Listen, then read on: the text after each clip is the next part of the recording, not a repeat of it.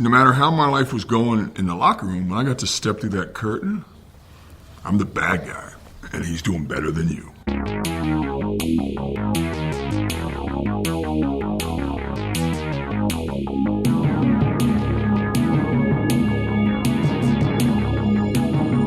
And welcome back to Dark Side of the Ring Unheard, the podcast from the hit Vice TV series where we plunge into the Dark Side archives to uncover real revelations from some of pro wrestling's most storied characters, which have until now never been broadcast. I'm Jack Encarnacio from the Lapsed Fan Wrestling Podcast, joined by my Lapsed Fan co-host, J.P. Sorrow, as well as Dark Side of the Ring's executive producer and co-creator, Evan Husney. Dark Side of the Ring continues Tuesday at 10 p.m. Eastern on Vice TV with a look at the beer-swilling, cane-swinging ECW legend known as the Sandman, real name James Fullington. It is a crazy story, Evan, with one of the true renegades of 1990s wrestling. I was a huge Sandman fan as a kid. I've talked about it with you guys before. This idea that when I grew up, I used to take the bus to the mall, and there was an RF video kiosk there in the mall where they sold all of the best of VHS compilations of ECW. And that got me obsessed with ECW. I also was able to get it at weird late hours of the night on my television set in my room, but it would always be fuzzy and you couldn't quite understand what was going on. But ECW changed my life in the late 90s, and I, for whatever reason, when I was a kid, I thought the coolest possible person you could aspire to be was the Sandman. Oh my God. I'm glad you're still alive. I know. Just this like amazing dirtbag,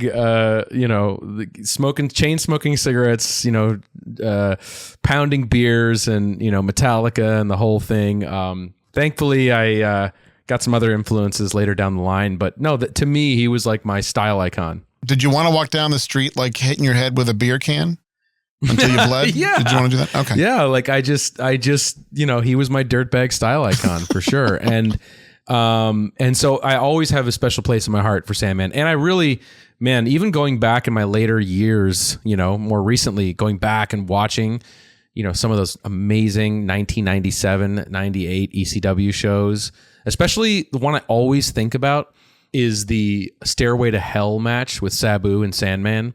And just from a filmmaking perspective, the handheld camera work, whoever the camera person was in ECW, capturing that like a war correspondent deserves a goddamn Pulitzer Prize, because it's some of my favorite, just grimy, the texture, the grit of that arena and that match in that moment is just some of my favorite ever filmed professional wrestling, if you even want to call that professional wrestling. Yeah, but, it's something a little different. It's something different, but I have a lot of affection for it. And had a lot of affection for the Sandman. When we interviewed him in season 2, which would be a great Unheard episode, by the way. Just saying. But when we did interview him for New Jack, he was so memorable, so fun. He had so much energy, stories for days, could talk for days. And it was like, we got to get this guy back. And so it was kind of like, can we do an episode about the Sandman? And it really, when we got around to season 5, and it was kind of not knowing the full story. But once again, and this happens a lot, you might take for granted these stories if they could really work for your television program until you talk to the family, until you talk to the people that had to live with this fucking guy, and just their perspective. And in his case, they were in the ring. They were on ECW television doing angles, his son and his wife. Just about to say, like, that's very unique, was the ideal, the idea of his son who stepped into the ring with the Raven storyline, and just hearing him being swept up into this, his wife being swept up. So yeah, it is a, this is a good chronicle of his career and the highlights, but also the lows of his life. And, him dealing with a lot of issues and substance abuse issues and being a maniac, inside and outside of the ring. But it was made with a lot of love because, like I said before, again, I was just such a huge fan. I mean, look at his intros. When he walks out to the ring, man, it's like a piece of performance art, So I love it. So Sandman coming up next on Dark Side of the Ring. And as much fun as the beer can smashing and guzzling was for ECW fans of the Sandman, it did as the episode will get into, signal a behind-the-scenes struggle with some excesses and proclivities and, substance abuse challenges for James Fullington. It's also a story sort of illustrated by Scott Hall, the late former Razor Ramon and NWO renegade, who saw his behind-the-scenes substance abuse struggles dramatized briefly in World Championship Wrestling for the TV audience. And unlike Sandman, though, it wasn't endearing, that portrayal, but really kind of like a dark marker of where Scott Hall was in his troubled life and before his untimely death. A little bit of a different episode here on Dark Side of the Ring Unheard. The archives contain really lovely snapshots of top wrestlers' careers for those who, sat for other interview subjects. It's not, a lot of the folks we're highlighting aren't sitting down to talk about their life and times. They're sitting down to talk about another wrestler. And in Scott Hall's case, he sat for you guys a couple of times, one for the Montreal episode in the Montreal Screwjob, and also for the Randy Savage Elizabeth episode. And the ties with him and Shawn Michaels, of course, came up in the context of the Montreal thing. And what you end up with is kind of a little sneaky snapshot of how Scott Hall got into the business, because all the main characters in the stories of both Montreal and Savage Elizabeth seem to have cross currents with Scott Hall's career. So you can kind of get a mosaic together. And JP, of course, Razor Ramon, everybody remembers his run in the mid to late 90s, and being NWO Scott Hall as well. A guy that, endlessly fascinating, very sad, untimely death for him. But a guy, not unlike a Jake Roberts or others, who was pretty open about his substance abuse struggles. He even, rehabbed with Diamond Dallas Page, just like Jake Roberts did. And just a guy that it's always fascinating to hear his one-of-a-kind sarcastic take on the wrestlers he ran into and the things he experienced. It's so true. I always think about, in terms of his openness, I think it was a WWE documentary. Maybe it wasn't. Maybe it was something else. I don't know. When he actually went back to the place where he killed that guy. It was a 30 for 30. Okay. And I just was like, to me, that was a whole different, it was a different ball game. It was very like Jake openness. And I really was not prepared for that. And I remember being so affected and so, I felt more empathy for him than I ever thought I would. And it was really incredible. But he's such a very, very fascinating, kind of where he lies into the whole mold of wrestling and that whole, early mid 90s to late 90s fabric, because he blossomed at a very, very interesting time. Yeah. With an interesting philosophy on the business, like, don't give me this shit about kayfabe and I can't be with my boys on the road because I'm feuding with them on television. And that, of course, is the ethic and the ethos, I guess you could say, of the Clique, which was an infamous kind of stable of wrestlers that bonded together in '95 in WWF and basically ran the company because they moved as a pack and they sought to influence what matches were made and who was given the star treatment as a pack. So we'll get into all that here in going through Scott's life and times as told to Dark Side cameras. But Evan, quickly, of course, Scott passed away. His whole story is there's been almost many Dark Sides done about him. The 30 for 30 is kind of that vibe a little bit. I'm sure you're sad to hear of his passing. What do you look back on, because you only got him in season 1, and it's kind of it's a story that has a lot of the beats that you look for, but at the same time, it wasn't a guy that you kept in his regular contact with as some other subject of Dark Side. I mean, Scott was somebody that I would say that I got to know more than most of the people that are on our show. And I spent a lot of time with Scott before the show, actually, too. We mentioned last week for the Jake Roberts Unheard that we mentioned, Jason and I's crazy watching the Royal Rumble at Sundance, which is a crazy experience, with Scott and Jake, and that was amazing and was so cool. But I did spend a lot of time talking and even met up with Scott a few times while we're kind of conceiving what Dark Side of the Ring was going to be, knowing that I wanted to do something in the doc space about wrestling. And Scott was someone that I gravitated towards because he got it. He understood the importance of sharing these stories and wanting to tell an authentic, true version of them. And so he just felt like somebody that would be a great subject. So there would be times where he would be in town for a convention and we would make plans to meet up. And there was one time when I think Jason and I had like a little teaser trailer for our Bruiser Brody project. And I showed it to him and he'd be like, "Oh, that's cool, man. Brody was the shit," and all that stuff. And then he was just like, "Hey, you want to get some sushi?" And so like, well, yes, I do. Of course I do. And so we went out, we had sushi, and he just told stories. And, just like you were saying, his perspective was so unique. And that was when he unleashed to me that he thought the Montreal Screwjob was a work. And I'm like, what the hell? Oh, boy. And I was like, all right, well, we got to get you in that episode then. And so we just started like, I just had a lot of respect for him. He was super funny. You could tell he's an incredibly intelligent guy. He's a very smart guy, and was a great storyteller. And we kind of hit it off. And then I would see him periodically just at other shows, star casts. I would see him at, and I'll never forget when we had at the very first Starcast, we had the Bruiser Brody premiere for our first episode was there. And he really wanted to see it he really wanted to see it. And he walked in with me and he saw all the people sitting there for the screening and he's like, "Brody still draws, man." That's awesome. I could totally picture him saying that. It was so funny. And yeah, I just have a lot of great memories. A lot of great memories with Scott. Unfortunately, after the sort of Plane Ride from Hell episode in season 3, there were obviously some things that were discussed in there that he was not particularly fond of, and we sort of ended on a pretty sour note, from that. And I feel so bad for that, because there was so much time that we spent, before that. But is what it is, I guess.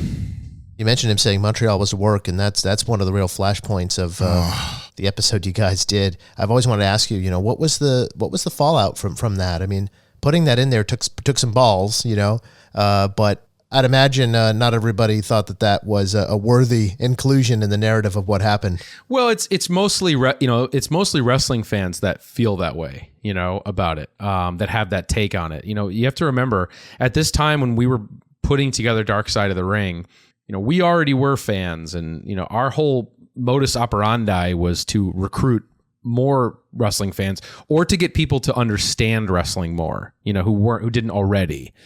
So the concept that there's something, at least at the time, the thought process was there's something that's so monumentally controversial and there's so many, intertwining cloak and dagger things going into the Montreal Screwjob, and it's this whole convoluted thing, and it becomes this huge media frenzy. But you could have something in this.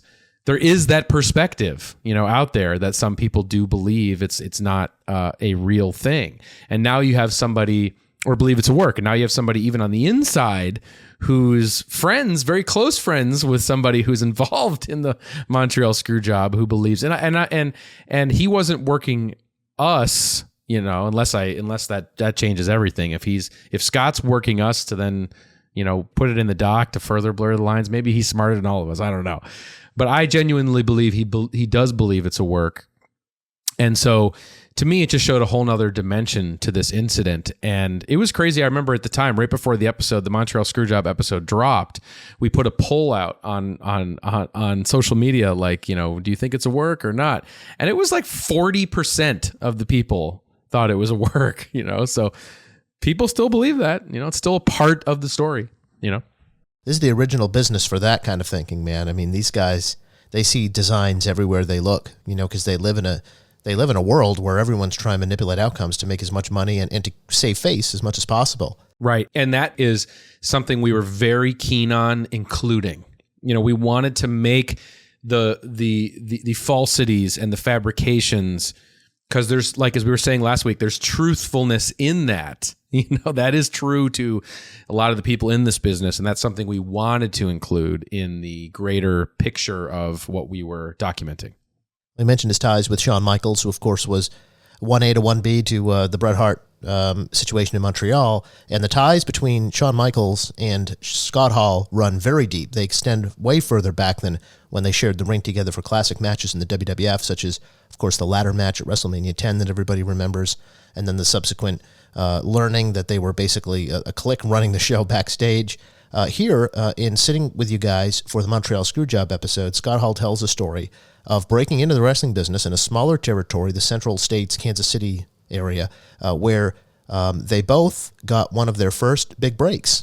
Both Scott Hall and Shawn Michaels were completely wet behind the ears newcomers to the business, and how Scott Hall benefited from the friendship of Shawn Michaels even back then.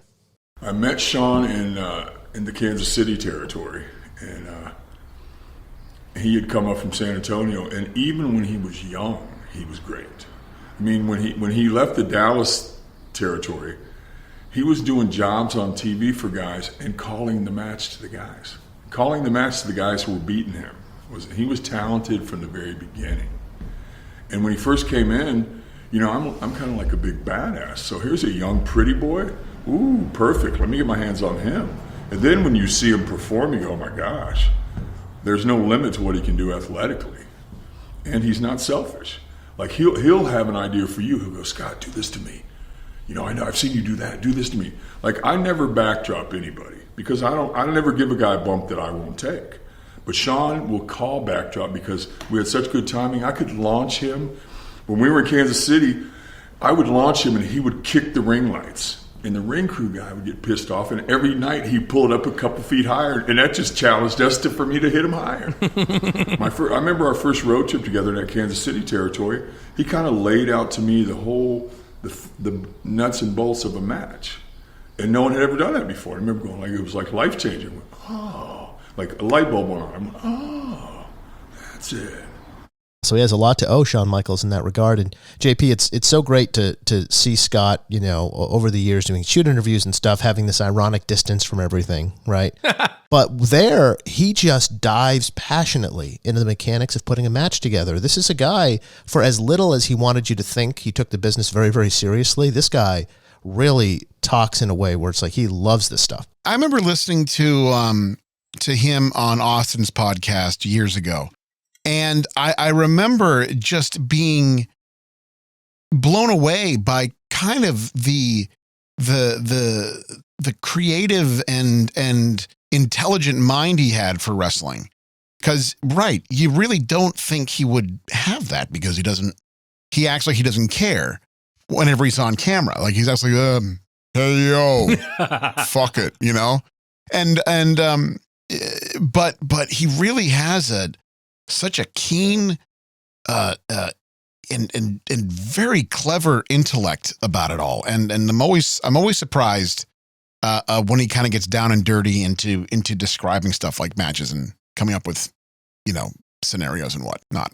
And he's got a very keen perspective on just like bird's eye view of the business, I feel like, too. You know, he never loses sight about what it's all about. He's very oil and water to someone like Bret Hart. You know, and that was another kind of reason to include him, at least from what we were thinking about for the Montreal Screwjob episode, because, you know, Bret Hart classically is someone who, you know, does take his accolades very seriously, as he should. And, you know, he likes to talk about those, and, you know, and Scott always reminds you it's a fucking work, you know? And so they come from two different sort of philosophies, but both extremely passionate about the business.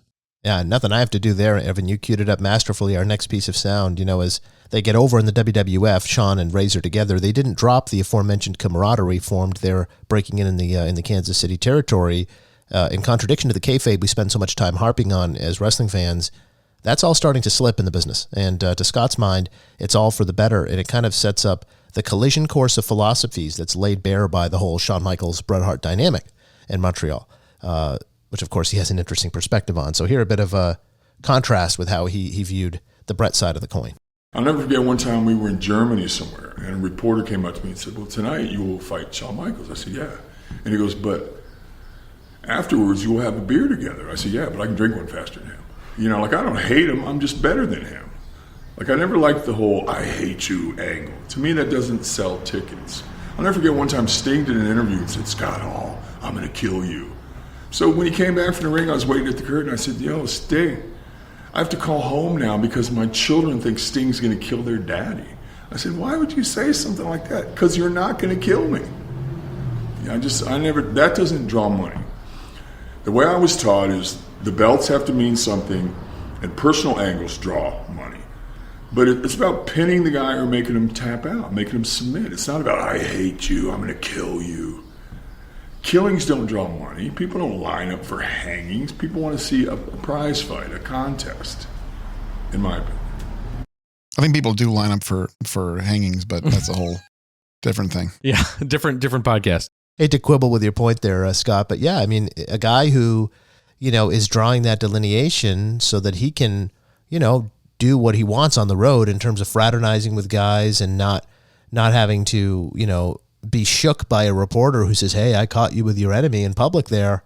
Look like you guys, it's like, okay. Like Scott's all about disarming that kind of thing, very much so. And here, as talked about, this is kind of complementary with Bret Hart's philosophy on things, but when it comes to like really drawing a line between how you treat the business when you're on camera versus how you treat the business in public, that's a big contrast between Bret Hart and Scott Hall.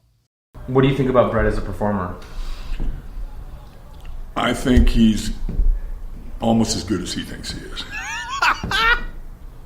I don't agree with everything he does because we used to call him the 400 grand a year champ. He doesn't really care about the money, he just wants to win. Where you look at guys like the Ultimate Warrior, they don't care about winning or losing, they just want the cheddar. I tried to mold myself after Warrior. I don't care about winning or losing because it's fake either way. Send me the money. Explain why, or like why do you think he cares so much about winning? I have no idea. I grew up knowing it was fake because when I was gigantic and jacked up on steroids, I was doing jobs. I was losing every night. And in that era, when I broke in the mid-'80s, it was kind of a rule. You learn how to lose before you learn how to win. That way, just to make sure you understand how things work, we're going to beat you like a drum for a while before you ever get your hand raised. You're going to lay on your back for a while. So you understand that it's a work, that it's a show. Because some guys believe it's real. Like to them, it's real. I never suffered from that. We hear that kind of traffic in the background. Are you sitting in Scott's living room here, Evan? What's the setting? Yeah, it's bringing me back to the. I'm being re-triggered by the audio at the location. This was in New Orleans. This was for that WrestleMania that was there. Well, I can't remember. This would have been 2018, I think. I don't know what number WrestleMania it was, but we were there in WrestleMania in New Orleans, and we shot a bunch of interviews there. It was kind of perfect timing because we could do Scott, we did Eric, we did a couple other people there at that time. But yeah, I love the contrarian, if you will, viewpoint of wrestling. I'm going to model myself after the Ultimate Warrior. Who has ever said that? Nobody. And who's ever said that the Ultimate Warrior doesn't have a problem losing? Oh, just give me the check. Sure. But I remember now from that interview, he was putting the Ultimate Warrior over more than once in this interview, where he's sort of saying, he was about the money. Hell, he got his own dressing room with his name on it. Of course, that's what I want. That's what you should strive to get. And I do now remember trying to get him, Scott. One of the last moments I remember, or one of the last times I remember contacting Scott was, we got to get you in the Ultimate Warrior episode because we need somebody to say something positive, Oh, right. And I just remembered like, hey, he was the guy that had this viewpoint, but it didn't work out. Yeah, he came in, JP, of course, at a time when Ultimate Warrior had returned to the WWF at WrestleMania 8 in 1992, and by the end of the year, kind of the vacuum that was created by Warrior suddenly being fired due to getting shipments of certain substances put Scott Hall in a position to really, Razor Ramon, to really step right into the forefront. Day one, he's one of the top guys in WWF. That's really my bread and butter period. And I remember how hard they were pushing him and kind of just how he skyrocketed up to main event status, by Survivor Series, really, and then the Royal Rumble. It was crazy. What I think was impressive about it was that I bought it. I bought the character. I bought the character as being a major threat to all of my heroes. I genuinely thought there was a possibility that he was going to beat Bret Hart at the Royal Rumble in '93. Yeah, he was plugged right in there as one of Bret's first pay-per-view opponents after Shawn Michaels, interestingly enough. So the WWF starting to change. Guys, of Shawn Michaels and Bret Hart's stature is starting to get the main event position after all the steroid scandals and the body start shrinking. And here comes Scott Hall, who, was a big guy. He was much bigger in the AWA. He just told us right there he was juicing. I mean, he didn't hold back. But, so by the time he comes to WWF, he's smaller, but all of a sudden he's one of the bigger guys on roster, and he's got that physical credibility over, a Randy Savage, who had shrunk considerably by the time they crossed paths in November 92. So this is Scott Hall absorbing kind of like the lay of the land as such as it was in late 92. He's seeing Warrior as the guy operating at the highest level as opposed to a Hogan in terms of, negotiating and having an attitude about the business that he sought to learn from, because that's the guy making the most money. That's the guy that I obviously want to emulate. So this whole sort of disinterest in taking wrestling too seriously, or as seriously as his forefathers probably would have liked him to, is kind of taken to an extreme with the aforementioned Click faction. There was a moment in Madison Square Garden in 1996, people at all familiar with the story know where I'm going with this, where despite the fact that Scott Hall, Shawn Michaels, Kevin Nash, Triple H, who today is a key executive over there, they all sort of were in a position of battling each other on television, but sort of having no qualms, and I should mention Sean Waltman, 1-2-3 Kid as well, having no qualms about fraternizing on the road. And in fact, when it was time for Kevin Nash and Scott Hall to make their jump to WCW in 1996, which led to the transformative NWO angle, they decided to have a moment before the people in the key arena for the territory, most important wrestling arena in the world, Madison Square Garden, where they come out and despite hating each other, Shawn Michaels and Diesel just try to kill each other in a cage. Razor Ramon had just fought Hunter Hearst Helmsley, Triple H, earlier on the show. They all come out and embrace and hug. And a big nod to the audience that everybody, on the inside knows that Scott's going to WCW. It was well known at the time, and they just want to have a moment as friends, and that really rubbed traditionalists the wrong way in so many ways, that they would go out there and just say, okay, now all the phony baloney bullshit's over. It's time for a real moment among friends. And Scott Hall talks to you guys about that when he's talking about how he came up in the business and how he got to know Shawn Michaels. And of course, this is a formative experience. He starts telling you guys about how Vince McMahon, right after this incident, backstage at Madison Square Garden, calls Scott aside and says, I want to see you back here. So I go, wow, Vince is finally wants to see me, huh? So I walk in, he goes, damn it, you still work for me. He goes, how much them sons of bitches offer you? I said, Vince, it's a little bit late to be talking about that. I came to you 3 months ago. And he went, damn it, how much? And I said, I told Eric Bischoff I'm coming to work for him tomorrow. I don't feel comfortable with this. He went, how much? So I told him, he went, who? He went, that's pretty good money. I said, I know. I ain't asking you to match it. I asked you months ago to match it. And you told me no. And then Shawn came in. Shawn Michaels burst in. And he goes, boss, I want I want Razor to come out after the match, which like he wrestled Diesel that night. And they were setting up the cage. As I'm having this meeting with Vince, it's intermission, they're setting the cage up. They're having a cage match. And he goes, I want Razor to come out, after the match. And Vince goes, is it important to you? He goes, yeah. He goes, okay, make it happen. So we did. And now I have had a long history with Shawn in the Garden. We had matches there before. We had the WrestleMania 10 match there. So I go down the aisle and I'm looking at Shawn thinking, people never know what might happen. I go, he's staying, he is staying. I get in the ring and I'm going to try to milk the crowd a little bit with Shawn. Shawn just runs up to me and hugs me. So there goes that, And it was really emotional because, we've been buds forever, and now we're leaving. We're going to WCW. We don't know what's going to happen there. We know we're getting paid. This guy and his transactional nature is just, it's such a change, such a sea change. In this business, you can either make friends or you can make some money. He's got the friends. He'd like to make the money. That's one of his famous quips. So, Evan, you're a 90s wrestling fanatic. I think I've even seen pictures of you with an NWO shirt on, if I'm not mistaken. So what of that moment where Scott Hall, Razor Ramon, as we knew him at the time, disappears from WWF and shows up at WCW? Oh, my God. I mean, that was everything for me. I mean, the NWO was so big for me as a kid. I definitely was much more of a WCW kid than I was a WWF guy until probably like everybody else, when that sea change started to happen with, Mankind winning the belt and that setting that, the ratings went that direction. But man, NWO was huge for me, and I would go to Nitros all the time growing up in Minneapolis. Nitro would come through almost every few months. So I went to all the shows, and I just, obviously looked up to Scott so much and Kevin Nash and the whole thing. It was awesome. It was a great time to be a wrestling fan. And he just meant so much to me as a kid. And it was just, I just remember in these season 1 interviews, it was a wild, surreal experience to be on the other side of this person that you,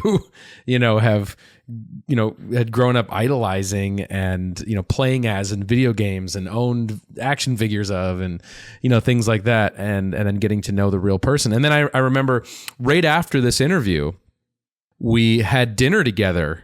We had this guy, it was such a crazy thing. We were staying at this crazy house in New Orleans, and my friend who booked the place, it was a huge Airbnb. Like, he booked a chef to come to like cook for us after this interview.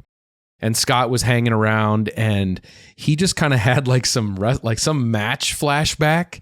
And he was like reenacting an entire match that he had like 25 years ago and like in the backyard. And I was like, Jesus Christ, be careful, man. You don't fucking fall and trip. And his leg. Is he taking bumps? Like, what's he doing? He wasn't taking bumps, but he was like pantomiming almost every action of what was going on. And he had like some crazy thing going on with his leg that he was like screaming about the whole time. And I was just like worried that he was going to topple over or he was going to, he was perfectly sober. It was just the enthusiasm was on a high level, let's say. It was cool. So a lot of interesting little factoids there in him talking about these critical moments in the Monday Night Wars in the 1990s, wrestling boom and explosion that he played such a key role in.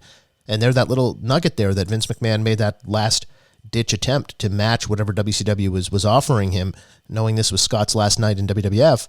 That last ditch attempt to feel him out on whether he could keep him was just so fascinating. And obviously the deal is not made. He goes to WCW. Eric Bischoff himself picks him up at the airport, the WCW boss at the time, and drives him to Nitro. And everybody remembers this Nitro.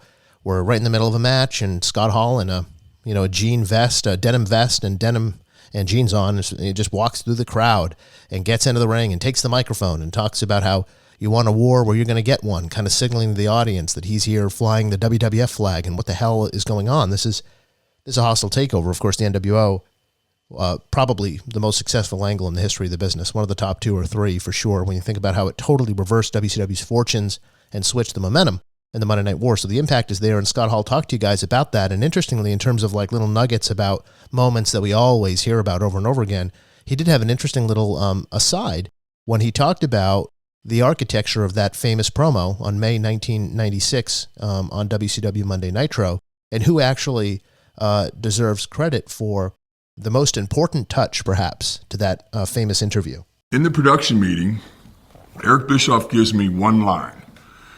You people know who I am, but you don't know why I'm here. He said, I want you to say that. I said, okay, whatever you want, boss. And he's talking about it. Now, Eric would have sent me down the aisle with ring music and all that, like, hey, here he is. And Larry Zbyszko, who I knew from the AWA in the 80s, and who's a genius, and he really helped me then when he didn't have to, is in the meeting. He's an announcer now. And he goes, no, you can't do that. He doesn't work for us. He has to come through the crowd. Interrupt the match. And he's going, not interrupt the match by beating the guys up. Just go straight to the microphone like it's real, like he's here to talk, because all the wrestlers know everybody. They're just going to go, Scott, what are you doing? We're out here having a match, man. You're effing it up. What are you doing? And that was Larry's idea, and we did it, and it worked. How about it, JP? Larry Zbyszko gets the credit for that key touch of Scott coming through the crowd. Part of me is not surprised at all. Especially, that he would be very involved with the New World Order. And they went on to battle and feud. Hall versus Zbyszko was a hot little program there for a while. It was. What do you remember about this interview, and how much different would it have been if he came down the aisle to music? It would have been disastrous if he fucking came down to music. Unlike Evan, I was a very hardcore pro WWE fan. To me, they were the good guys. WCW was the bad guy. And when I saw Hall come down, I was like, oh, I didn't think like WWE was invading. I said, oh shit, we lost Hall.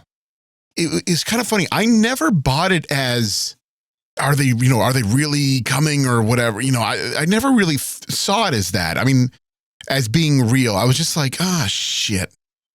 Like, there goes another one. And I just, that was my initial feeling. Obviously later on, I grew to really appreciate it as a storytelling technique, and it was incredible. And I guess I can thank Larry Zbyszko for that. So thanks, Larry. And little did you know, at the time, Kevin Nash was soon to follow, of course, an even bigger star. So depressed. I was so depressed when all that happened. Just miserable, because I'm like, these are two guys that I've invested in since 1992. 92, 93. And I'm like, are you kidding me? They're just... Diesel was like your Hulk Hogan replacement almost. He was. Listen, I fully admit in, post 1993, I drank the Kool-Aid. Whoever they told me was going to be Hulk Hogan was Hulk Hogan, and I bought it hook, line, and sinker. Amazing. And so to keep losing these guys, and I'm like, oh, come on. Because my experience was different only in that that time period I wasn't watching wrestling. So as a small child, I was into, that I want to say 1990, 89, 90, like WWF. Like I clearly remember the Hogan Slaughter conflict, the Iraqi sympathizer angle, and also Warrior Hogan.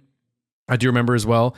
That was like where I was focused. Then I put wrestling away for a while, and I missed this. I missed the 96. So you were a lapsed fan. Lapsed fan, baby. Yes. And I didn't come back until probably late 97 when, or early. Yeah, I think maybe late 97, because it was the N64 games got me back into wrestling.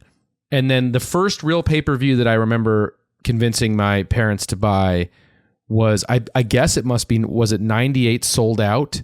Was that with Nash and the Giant? And Brett versus Flair. Yeah, so I missed all the great shit, Not only was Kevin Nash soon to follow, but Hulk Hogan, who you mentioned there, JP, as Diesel being a replacement for, is going to turn heel. And, he got a view, Scott Hall. He got a bird's eye view on a guy that he didn't really see operate in the WWF much. Their paths barely crossed as Scott Hall's and Hulk Hogan's before WCW. And, in the interview, he gives great glimpses of the NWO kind of behind the scenes after the show was over. And he talks about a whole lot of different experiences he had as the NWO begins to take off and explode. He talks about how different Hulk Hogan was with and without his wife around, which is interesting. And how, if you get a phone call in the room, if you called Hogan in the room and Linda was there with Hulk, it was one tone of voice. And if Linda wasn't there, it was another. I love this sort of behind the scenes as the NWO is becoming a thing. And they're talking and they're interacting and they're getting to know each other. So this is Scott Hall explaining kind of what it was like. Hulk is so famous and so popular that after a show, he can't even go to the hotel bar. Like most of the boys would go to the hotel bar and have a few to unwind, or a few too many. Hulk can't even go to the hotel bar because he will be hounded by the staff, by the fans, by everybody, other wrestlers, by everybody. So Hulk would stay in his suite, and he'd go, "Hey, brother, come on up. I got a couple cases of beer, and order some chicken breasts. We'll sit around and talk about how cool we are." And so a lot of times I knew Hulk would be in his room alone. So after TV, I would call his room. Because, Hulk stayed up late. We all stayed up late because when you leave the ring at midnight, you're wide awake. So it's like 1 o'clock and I call Hulk, like, "Hey, what are you doing, brother?" I call the room and it's like, "Hello." It's his wife. Well, his then wife, Linda. And I remember going, "Oh, Miss Hogan, I'm so sorry." "Well, Miss Bolea, I'm so sorry. I was just wanting to talk to Terry. I'm sorry. I didn't know you were in town. I apologize." "Oh, that's okay. I'll tell him you called." I just knew that when some guys, you get to know them, but then when their wives are around, they're totally different. Like, Hulk seemed less happy to me when his ex was present. Always a keen judge of character, Evan. Scott Hall.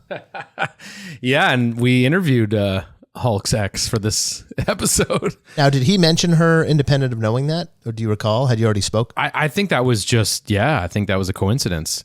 Again, it was a weird move, but I'm glad we did it, interviewing Linda Hogan, because it was very difficult. I remember at the time trying to find anybody to speak on Miss Elizabeth's behalf that wasn't sort of, for lack of a better term, like tainted on the, from the Randy perspective, if you will. So somebody that could relate to being the partner of the wrestler and having to deal with that, and then also traveling on the road. I think her involvement in the episode, raised a lot of eyebrows. Like, I think people were afraid of what she was going to say. I think she was afraid of what she was going to say on the show. But it was really just, for the reasons of trying to get something similar to what Miss Elizabeth's experience was like in those days. And the other complication being that Miss Elizabeth's family was absolutely not down to participate at all whatsoever. And so then we were kind of like left with nothing. And so I remember one day in the office, like, well, what if Linda Hogan? So, yeah. And what a blessing it was, because she had all those wonderful photos from when they used to go out and socialize together. Some of my favorite photos we've ever used for the show came from her. That insane photo of Vince on the boat with the Speedo on. A lot going on there. Yeah. You mentioned Liz, and it's clear that, she fell victim to the drug culture of WCW. WCW had a drug problem. I think it's pretty apparent. Scott Hall speaks to it. And he himself certainly knew, because he had a bad drug problem as well. And I thought one of the most interesting things he talked to you guys about was kind of, I don't know, I guess you could say taking ownership or feeling some complicity in Liz getting down that road, because she was with Lex Luger, and that was kind of a toxic coupling in terms of, codependencies and drugs and things. And that's kind of what led to her demise in a lot of ways. Is she came into Lex's life at a time when they were both leaning into experimenting with painkillers, and it got out of control really quickly. But as Scott Hall shared with you guys in sitting down to talk about Elizabeth, he felt a little bad about those two going down that particular road because of what he was going through and changes he was ushering into the NWO's sort of on-the-road culture.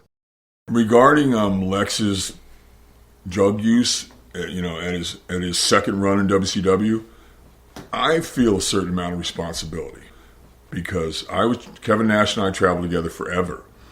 And I was going through a divorce, and I wasn't handling it very well, and I didn't like me, so I really didn't care what anybody else thought about me. And I was drinking and taking pills to excess. And it got to the point where Kev, and he's like my big brother, went, I can't travel with you anymore, man. I love you, but I can't travel with you. I don't care. I'm going to ride with Steve McMichael. Because he had some mules from Mexico bringing yayo to every TV. Oh. So that's okay, Kev, I'll ride with Mongo. And Lex started riding with Kev. At this time, Lex transitioned from skin-tight jeans and tight shirts to baggy jeans and FUBU shirts, because that's how Kev dresses. Kev's a big, cool cat from Detroit. Also, the thing about Kev is, like, when you roll with certain guys, like their pills and like their booze. And Lex is a guy who never did drugs or never really drank to excess. Until now he's in his 40s, and he starts rolling that way. And I felt really responsible for that, because he took my spot in the car. Because at that time we had a lot of luchadors, a lot of Mexican wrestlers coming in and out. And drugs are plentiful in Mexico. And you give those guys money, and they'd bring them across the border for you. So drugs are plenty, and booze are plenty, and recipe for disaster. I remember, JP, when suddenly Lex started wearing the FUBU clothes, and he was in the wolf pack and everything, and he just took Scott Hall's place in the car. I forgot about that. I wasn't really watching, but I do remember when Lex was kind of in the wolf pack, and it felt weird, and now I know why it felt weird. That's like when I came in to watch wrestling. That's what I got. I come back to wrestling as this lapsed fan, and I get Lex Luger in the fucking wolf pack. Yeah, that was fascinating, and it turned out to be like a legitimate shift in his mentality and approach, because he was like the cleanest guy, like bodybuilder, watched every ounce of food he put in his mouth and tried to stay as clean as possible. That was his whole, kit and caboodle there. And yeah, Evan, there's Scott kind of, having to disassociate himself with the crew he ran with to get into this incredibly lucrative run, because he just needed the drugs.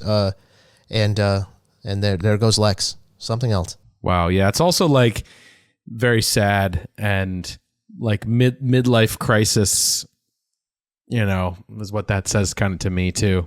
Oof. Lex Luger in rip-away basketball pants. I mean, Oh. it's a tough look. Well, it's better than that. Like those weird that jumpsuit that he wore in 1994. So I'll take. Okay. All right. So you do have that one core memory, huh? All right. Well, so was Lex then somebody that you were drinking the Kool-Aid of as the next Hogan as well too?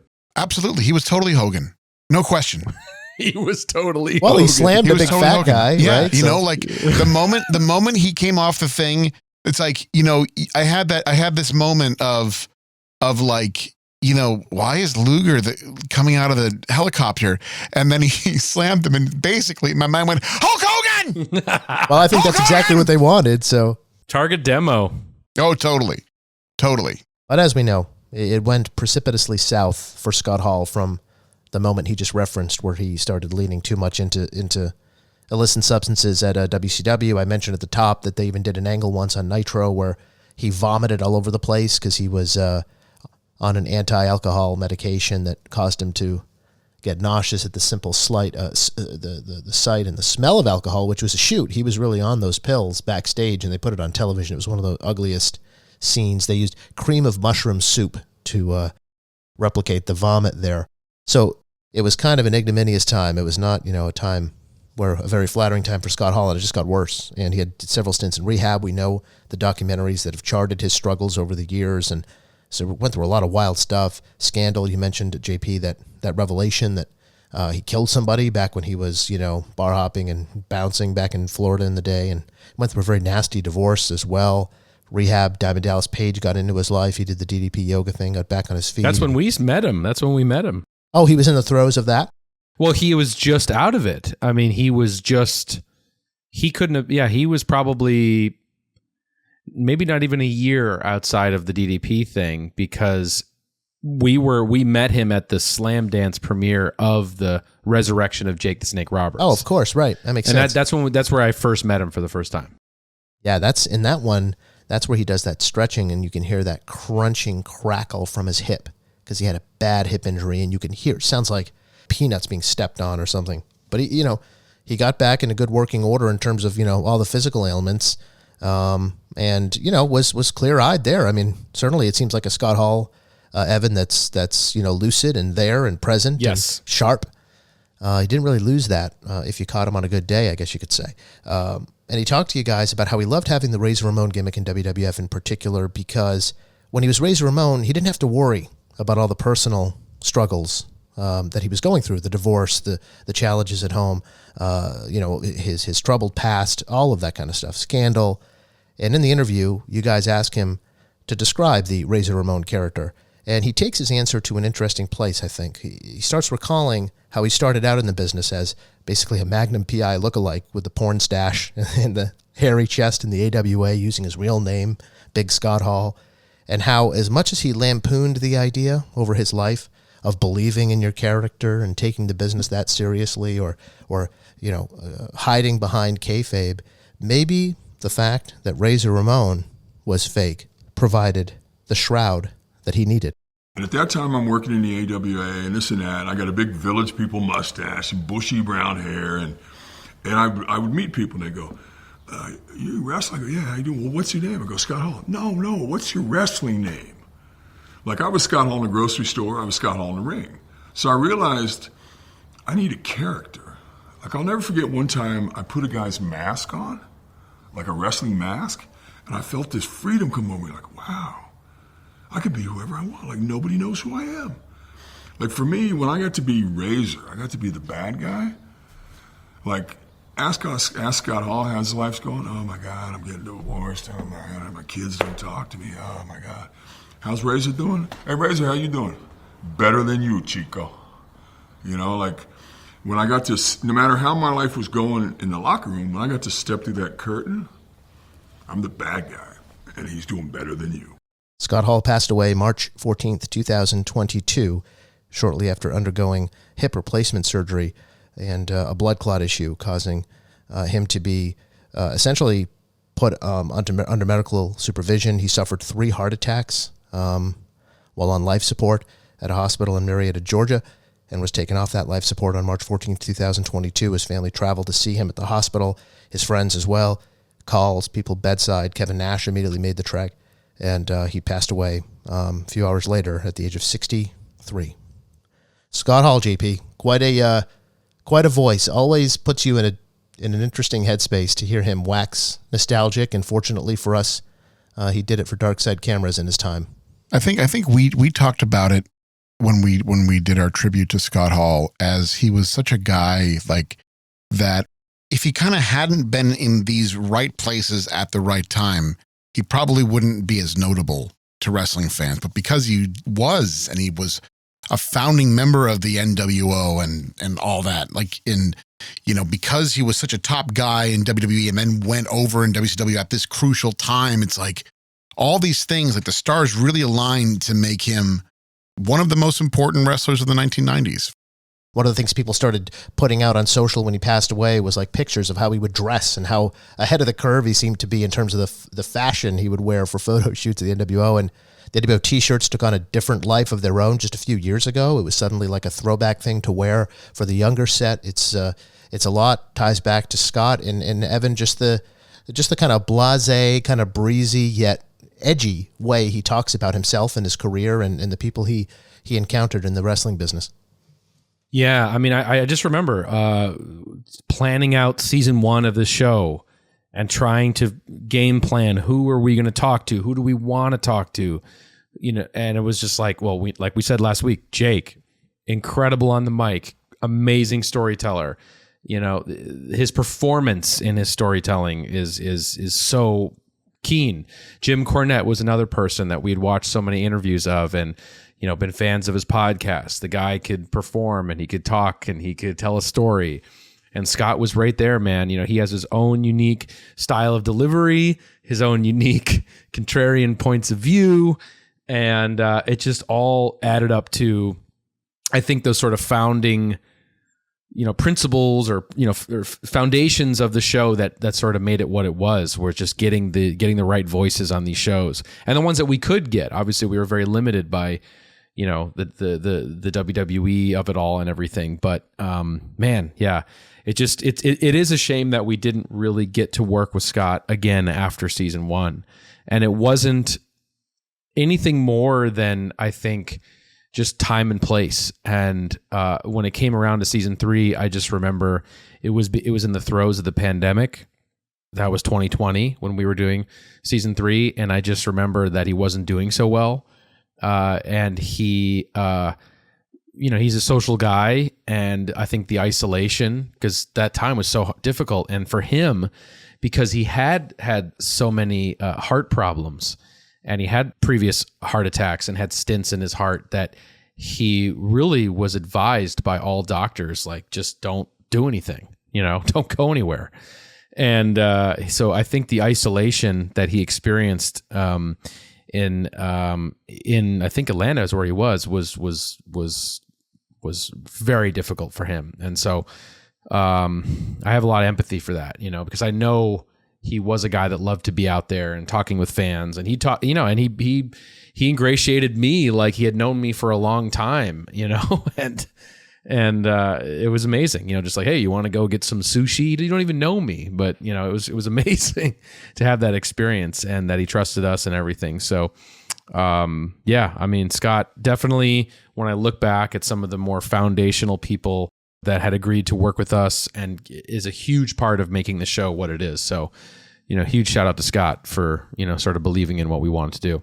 Absolutely. And you're spot on in terms of Scott having a difficult time. It definitely is in contradiction to just how much of a social butterfly he was. And it comes through in the interview and the tone of his voice, to be locked in the pandemic. And Sean Waltman talked to the Wrestling Observer about it and said, the pandemic did him in. That was the quote. It was hard enough for him as it was, but he was isolated in his house with no social interaction. He fell and hurt his hip, and that's kind of what led to the chain of unfortunate medical situations for Scott Hall, the bad guy. But in his time, he was able to grab that Razor Ramon character that we all remember and get some escape from what turned out to be a deeply complex guy and a complex life. So that'll do it this week for us here on Dark Side of the Ring Unheard. Again, tune in to the latest episode of Season 5 of Dark Side. It's coming up Tuesday, 10 p.m. Eastern Time. on Vice TV with a look at ECW's The Sandman. And for now, it's back to the vault for us, and we'll see you next time on Dark Side of the Ring, Unheard.